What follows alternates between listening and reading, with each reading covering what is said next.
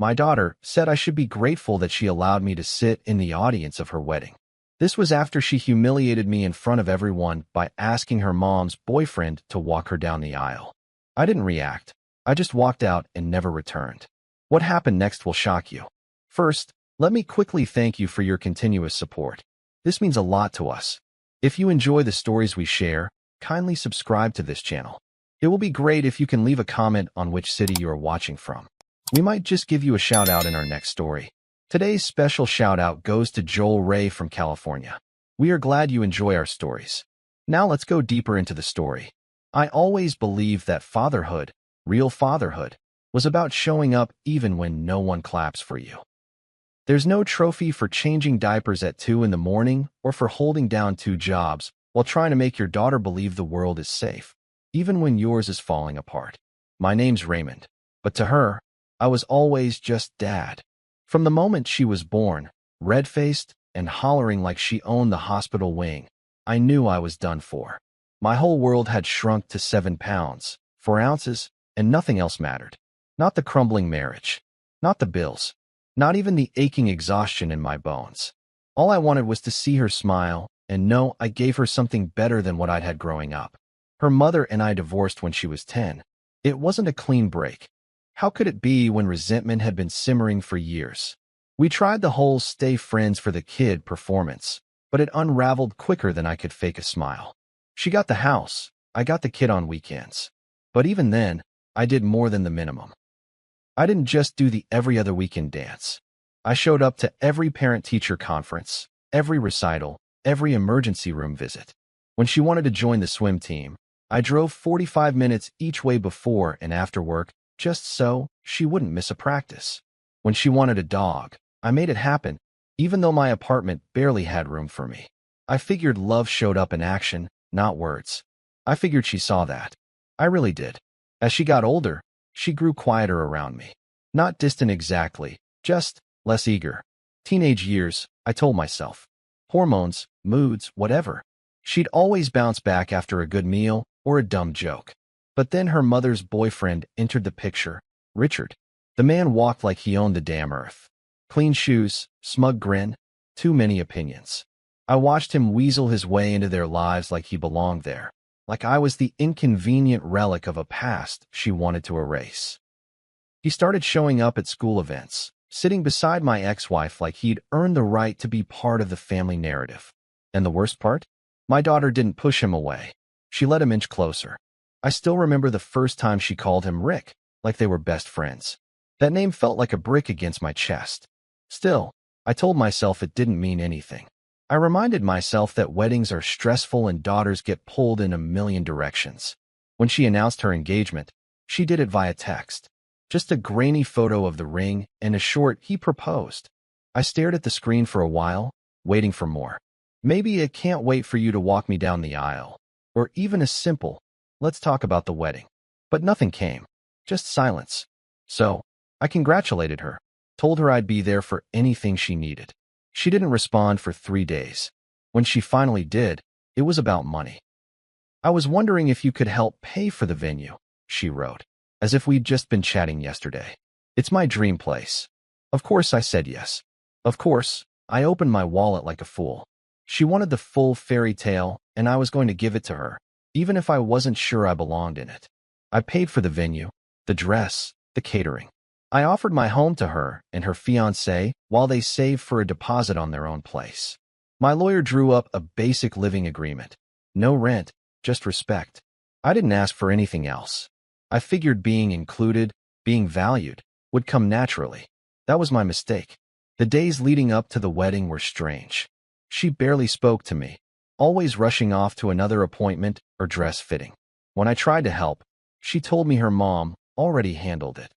I started to feel like a guest at an event I was funding, but I didn't complain. I told myself that this was her day, not mine. That maybe she'd surprise me. Maybe she was saving something special for me during the ceremony. Fathers hope like that. We build whole castles out of crumbs. The night before the wedding, we had the rehearsal dinner. I stood near the back, watching her flit from table to table like a movie star. She didn't ask me to give a toast.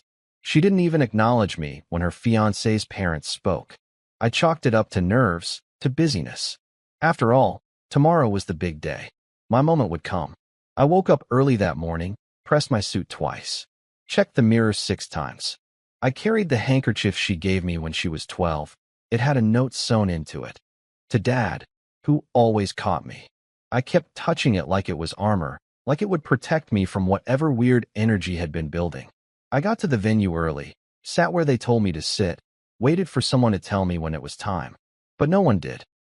15 minutes before the ceremony, a bridesmaid rushed past and muttered something about a change in lineup.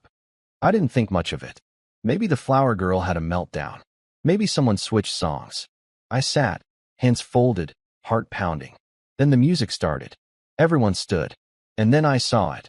Richard, in his stupid tailored suit, arm in arm with my daughter, walking her down the aisle like he was the one who'd held her through night terrors, who sold his car to pay her tuition, who gave up everything so she wouldn't grow up feeling abandoned. I didn't move. I didn't breathe. I watched her eyes avoid mine like I wasn't even there. That was the moment. That's when I knew she'd made her choice long before the wedding ever began. When the music faded and everyone sat, I quietly stood. No scene. No words. I walked down the side aisle and out the door, just like that. Nobody stopped me. Nobody asked why. Maybe they thought I was going to the bathroom. Maybe they didn't care. Either way, I left that place and never turned back. I drove home in silence, tossed the handkerchief on the kitchen counter, and stared at the wall for hours. My phone buzzed once. A message from her. You should be grateful I still let you attend. I didn't reply. I didn't scream. I didn't cry. I just called my lawyer. The silence in my house that night was deafening. I didn't turn on the lights. I didn't turn on the TV. I just sat there at the kitchen table, staring at that single sentence on my phone like it had the power to physically cave my chest in. You should be grateful I still let you attend. Grateful? Grateful for what? For being treated like an afterthought at an event I paid for? For watching some smug, suited stand-in steal the only moment I'd been looking forward to since the day she was born? There was no gratitude in me. Just something colder, like grief, but without the hope of healing. I tried to think of a moment, any moment, where I'd ever made her feel like I didn't care.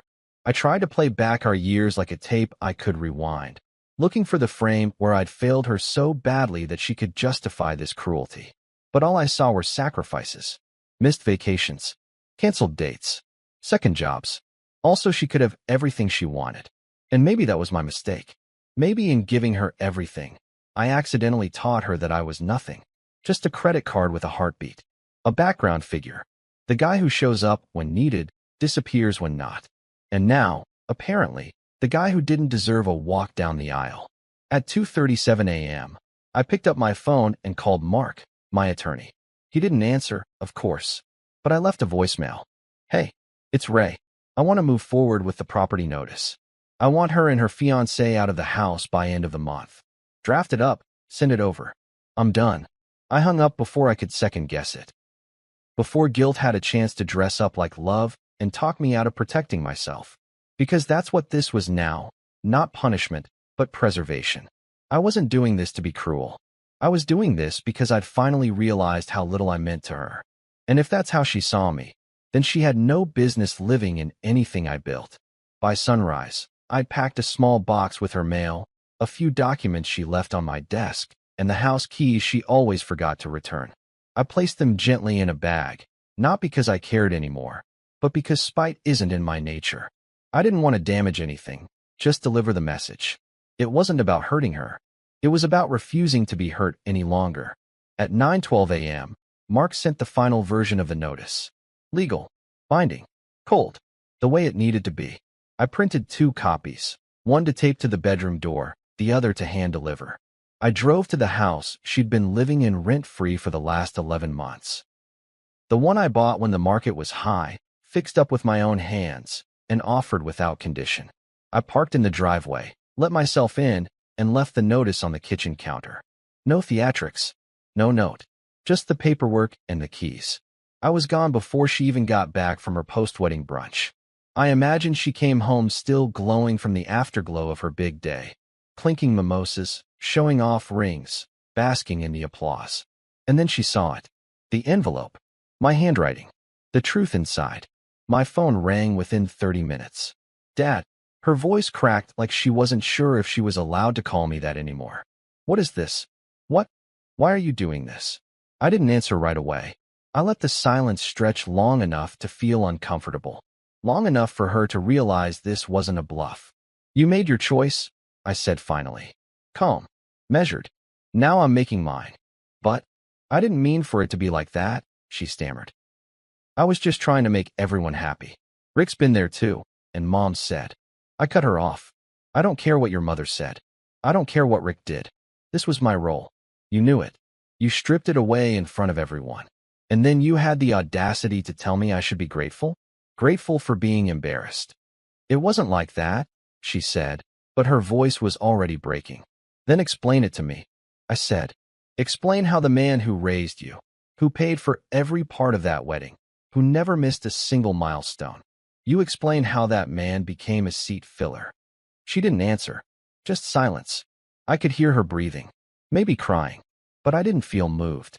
I felt like a courtroom judge staring down a defendant who finally realized the sentence was real. Please, she said softly, don't do this. We can talk. I made a mistake. You didn't make a mistake, I replied. You made a decision. You looked at your life, your wedding, and you decided I didn't belong in the most important moment of it. You decided he did. And now I've decided you don't belong in anything I own. The line went quiet. I imagined her standing there, in that house, staring at the papers on the counter. The wedding ring still fresh on her hand. The smell of her wedding bouquet still lingering. And I wondered, did she finally feel it? The weight of what she'd done? Is there really nothing I can say? She whispered. I paused, not because I was unsure, but because I wanted her to remember the pause. I wanted her to feel the finality of it. No, I said. I've already chosen myself. And then I hung up. I didn't cry after the call. I didn't pace the floor or pour a drink or scream into the void. I just sat back in my chair and stared out the window, watching the wind rustle through the leaves. It was quiet. Not peaceful yet, but still. And in that stillness, I found the first ember of something I hadn't felt in years. Boundaries. Not vengeance. Not bitterness. Just the quiet satisfaction of a man who finally put his foot down and meant it. She showed up at my house 3 days later, unannounced, puffy-eyed, and desperate, like she had finally grasped that this wasn't a tantrum on my part. It wasn't some lesson I was trying to teach her so she'd come crawling back and we'd hug it out in a teary, made-for-TV moment. This was real. It had weight. It had permanence. She stood on my front porch in the same oversized hoodie I'd seen her steal from her high school boyfriend years ago. She used to wear it when she felt small.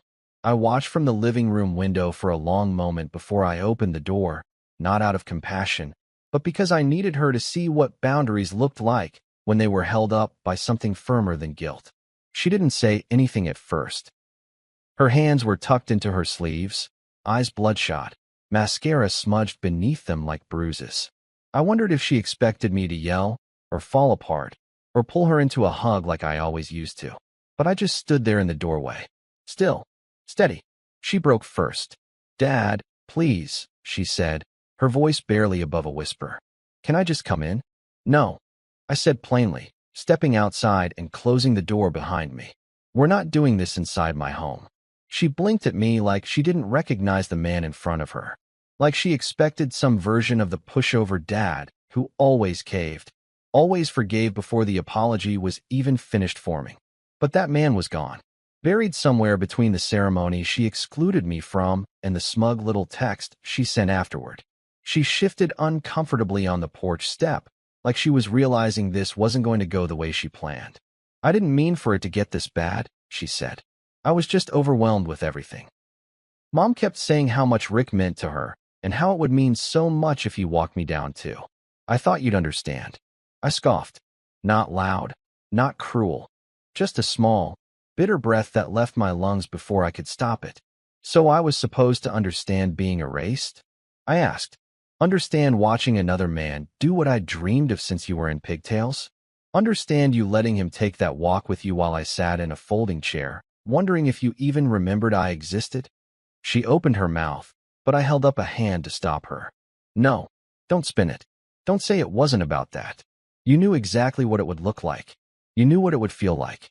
You just didn't care. Not enough. I do care, she insisted, and I could see the tears starting to come. I do. I was just stupid, okay? I thought I could make everyone happy, and I ended up hurting you. I didn't mean to. You meant to please them, I said. And that meant not protecting me. That meant letting Rick take my place because it made your mother happy. And you didn't even have the decency to warn me, to tell me. You let me sit there, suited up, waiting, expecting, just so you could make a grand entrance with a man who's been in your life for a handful of years while I've been there every damn day. She looked down at her shoes, and for a moment I thought she might turn around and leave. But she didn't. She took a shaky breath and said, I was scared. I thought if I told you, you'd make it all about you. That you'd cause a scene or ruin the day. I stared at her like I didn't know who she was. I left without a word. I said, voice low. I didn't throw a fit. I didn't ruin your day. I swallowed it. I gave you that moment even when you ripped it from me. And now you want to stand here and make me the villain? No, she cried. That's not what I'm saying. I know I messed up. I didn't think you'd kick me out. I didn't think you'd cut me off. Well, you should have, I said. Because that's what it means to finally choose myself. I'm not just your backup. I'm not your emergency contact when things fall apart.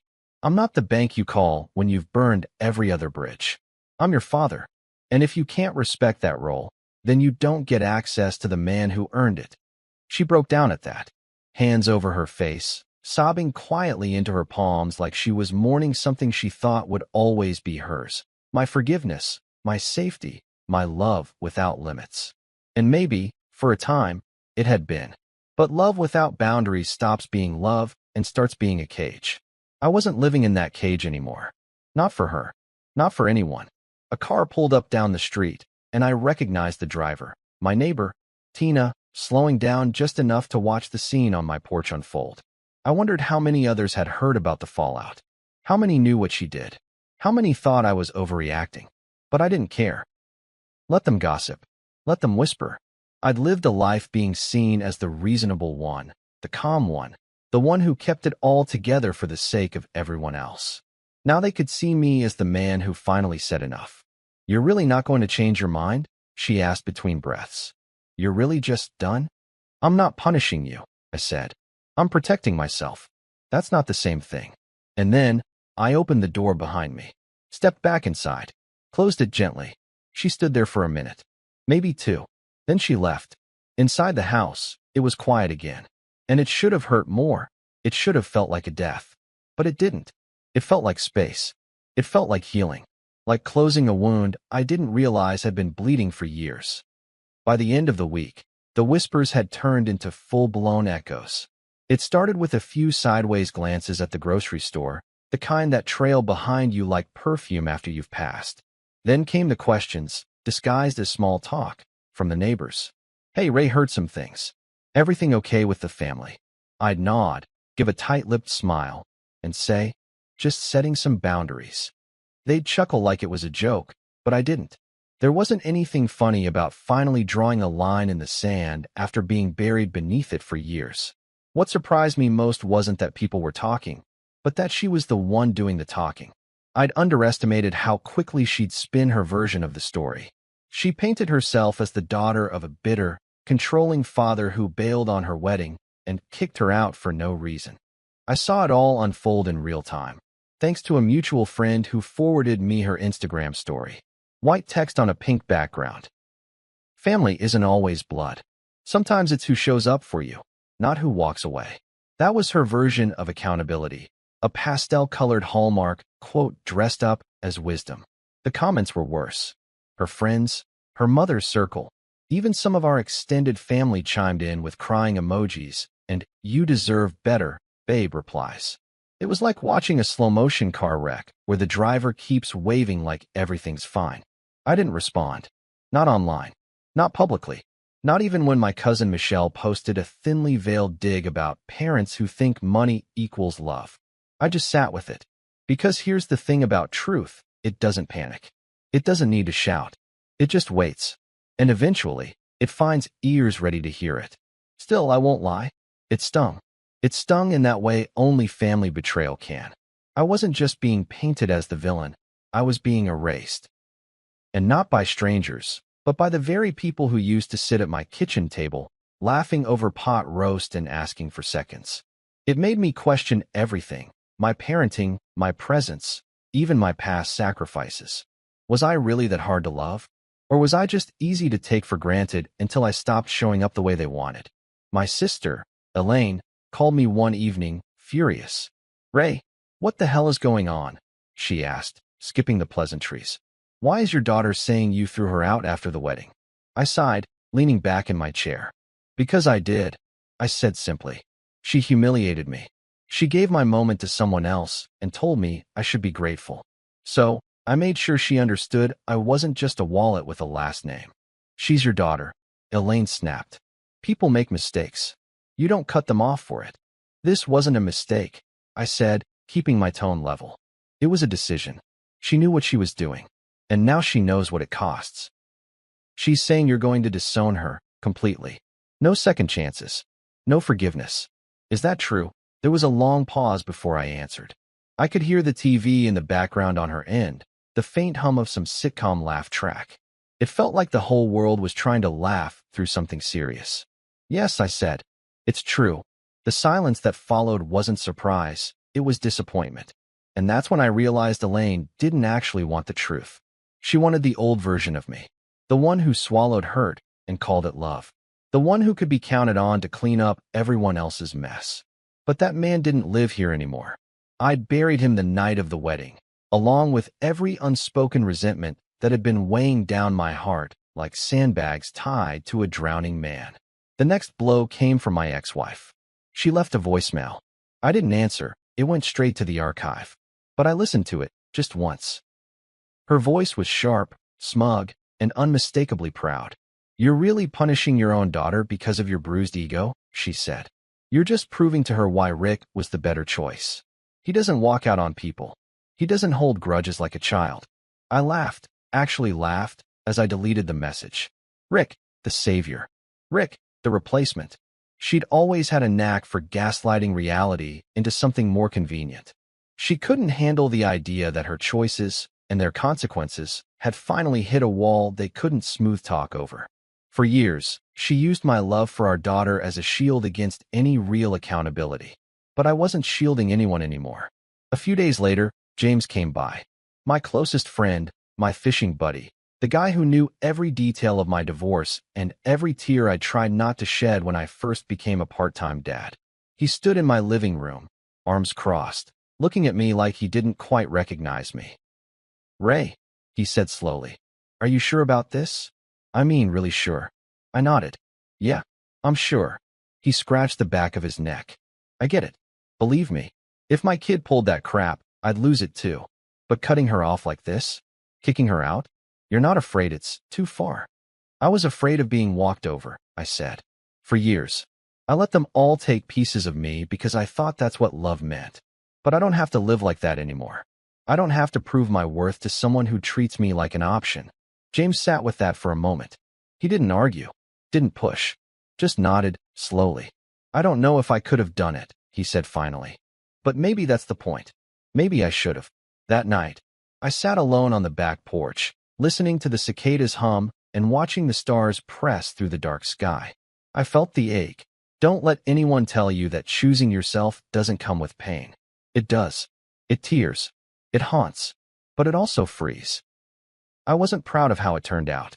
I wasn't thrilled to be the subject of family group chat debates. But I was at peace. And in my world, peace had been in short supply for a very long time. Weeks passed. The noise quieted.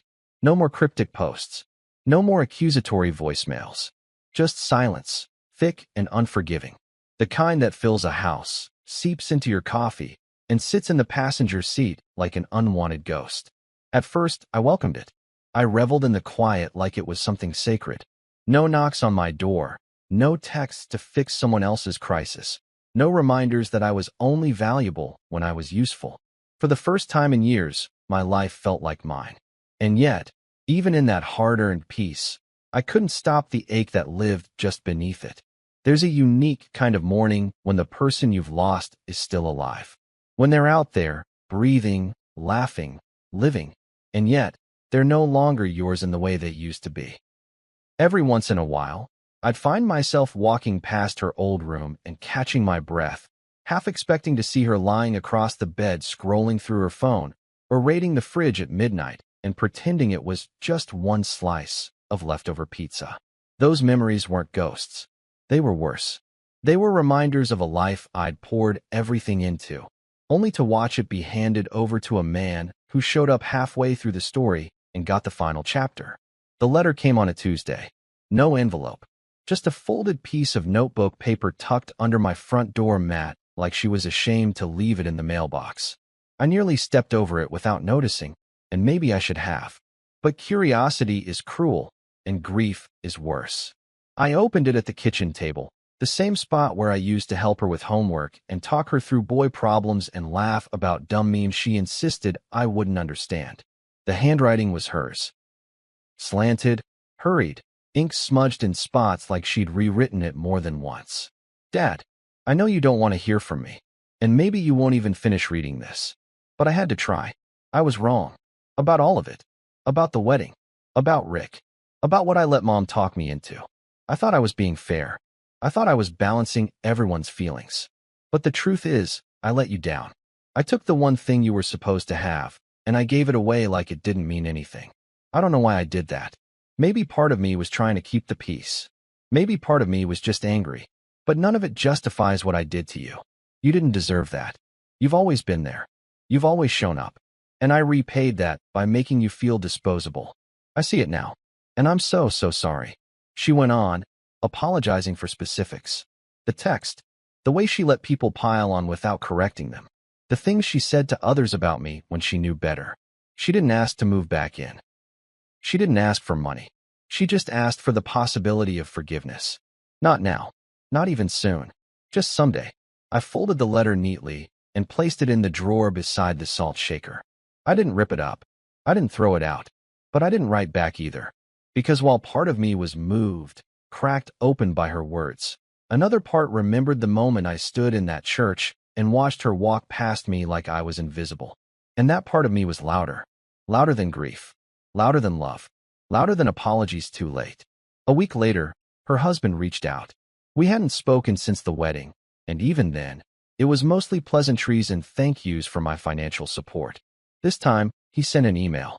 Mr. Delaney, I know there's a lot of tension between you and Katie. I've tried to stay out of it because I didn't think it was my place. But I see how much this is hurting her, and I'm reaching out not to change your mind, but to just say I'm sorry too. I didn't realize what was happening until it was too late. I should have done more. I should have stepped in. She regrets it, deeply. We both do. The signature was formal. Best, Connor. No request for reconciliation. Just acknowledgement. And somehow, that email hit harder than the letter. Maybe because it confirmed what I already knew. She wasn't proud of what she'd done. She just didn't expect consequences. No one ever does when they're used to being loved unconditionally. Later that night, I found myself rereading both messages. I turned them over in my hands like they might unlock something inside me, some deeper mercy I hadn't accessed yet. But all I felt was fatigue. Loving people who hurt you. That's the most exhausting job in the world. It wears you thin. It leaves you brittle. And eventually, it demands that you choose, them or you. I chose me. Elaine called again a few days later. This time she wasn't yelling. She was subdued, like she finally realized this wasn't about ego or pride. It was about survival. She's trying, Ray, she said quietly. I know she messed up, but she's not the same girl she was a month ago. I'm not the same man either, I said. And that's the problem. She wants to rewind the tape. I don't. Don't you miss her? She asked. Every damn day, I admitted. Then why? Because loving her and letting her back in are two different things, I said. And I've spent too many years confusing the two. I think that broke something in her. Because after that, Elaine didn't argue. She just sighed and said, I hope you find peace in all this. I already had. It just didn't look the way anyone expected. I didn't think peace would look like this. I used to imagine it as something soft and warm. Maybe a Sunday morning with pancakes on the stove, my daughter's laughter echoing from the next room, her future kids running wild in the yard while I watched from the porch. That was the version I held on to for years. Even after the divorce, even through the hard times, I held that image like a talisman, believing that if I just kept showing up, kept loving hard enough, it would manifest into something real. But peace, I've learned, doesn't always come dressed in comfort. Sometimes it shows up wearing steel-toed boots and a locked door. Sometimes it looks like solitude.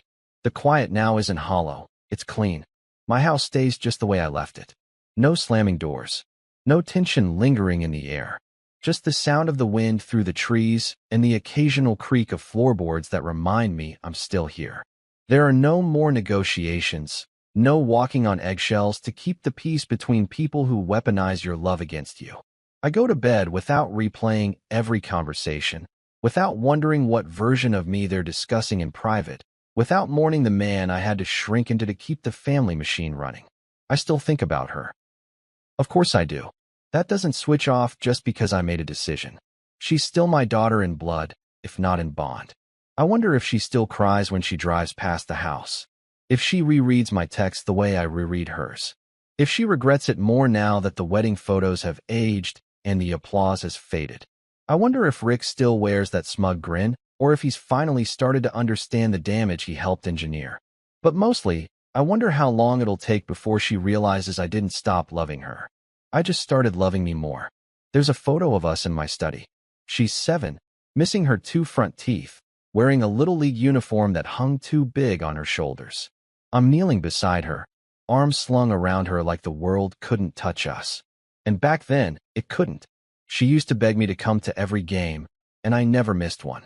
Even when her mother said it wasn't my weekend. Even when it meant switching shifts or driving 2 hours in traffic. I was there. Always. And that's what made it all so hard to reconcile. Because people don't just throw you away. They inch you out, one choice at a time, until the space you once filled is nothing more than a footnote. I kept that photo up. Not because I needed the memory, but because it grounded me in the truth. That once I was enough. That once I was her whole world. And while that world may have changed, it didn't erase the man I was, or the man I still am. It reminded me that my worth wasn't defined by her wedding aisle or the narrative she spun afterward.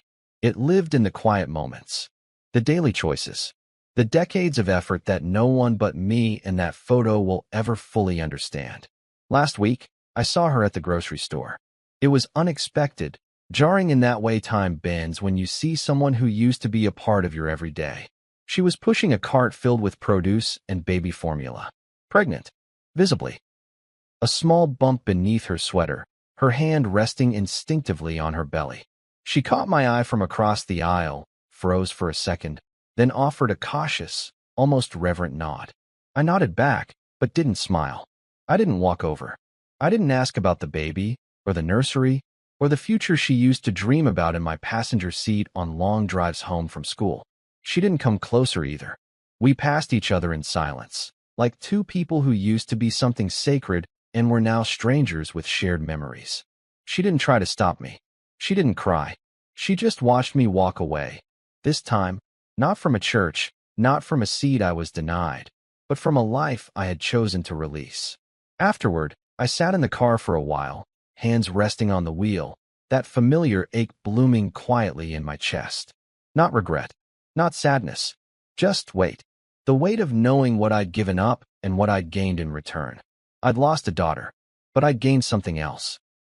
Something quieter, but far more honest. I'd gained the right to no longer betray myself in the name of keeping others comfortable. I wrote her a letter the next morning. Not to send, just to write. I didn't even sign my name. I just wrote it all down. Everything I'd wanted to say the day of her wedding. Everything I'd swallowed. Every pang of disappointment. Every flicker of pride. Every word I withheld because I thought love meant silence. I ended the letter with one line that summed it all up. You lost a father the moment you stopped seeing me as one. Then I folded it up and tucked it into a box with her old soccer medals, drawings from first grade, and the Father's Day cards she made with construction paper and glitter glue. That box stays in my closet, not because I need it, but because it reminds me that even the most painful love stories start with beauty. And sometimes, that beauty is enough to carry you forward, just not enough to bring you back. People ask me if I'd ever reconcile. If there's a version of this where we find our way back. And to that I say, love is a two-way street. I walked every inch of my side for 30 years. She turned her back when it mattered most. So no, there is no version where I go chasing someone who made me feel disposable in front of the people I was supposed to celebrate her with. There is no version where I let her back and just because time passed and babies were born and everyone else thinks it would be a nice ending. This is the ending, and it's enough. Sometimes peace doesn't come wrapped in reconciliation. Sometimes it comes from finally choosing yourself, even when it breaks your heart. If you've ever had to walk away from someone you raised, someone you loved with everything, share your story in the comments. What does peace look like for you now? If this story resonated with you, please like, share, and subscribe. Your support helps bring more of these real, raw family stories to light. See you soon in the next story.